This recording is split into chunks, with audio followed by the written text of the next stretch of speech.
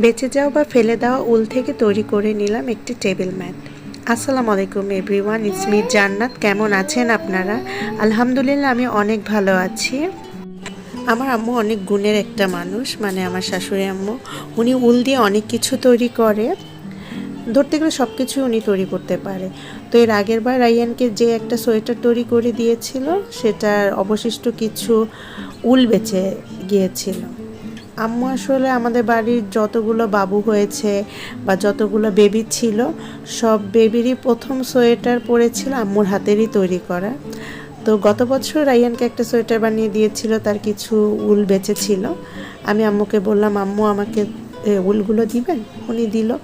পরে আমি কি করব, একটা সুন্দর একটা ম্যাট তৈরি করার চেষ্টা করলাম। নিজে নিজে ইউটিউব দেখে শিখেছিলাম কুশি কাটা কীভাবে করে। তো সেগুলো দেখে দেখে 1 কট 2 কট এগুলো শিখে যেভাবে পেরেছি ওভাবে একটা তৈরি করলাম। আলহামদুলিল্লাহ অনেক সুন্দরই হয়েছে, সবাই দেখে অনেক সুন্দর বলল।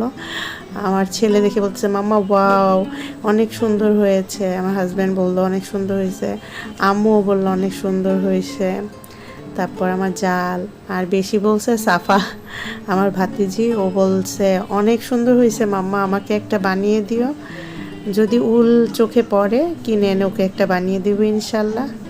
তো এই যে দেখেন কি সুন্দর হয়ে গিয়েছে, আমি টেবিলে দিয়েছি। আমার ছেলে দেখে খুবই খুশি হয়েছে। আমার ছেলে এটার উপর টয়েসগুলো রাখতেছে।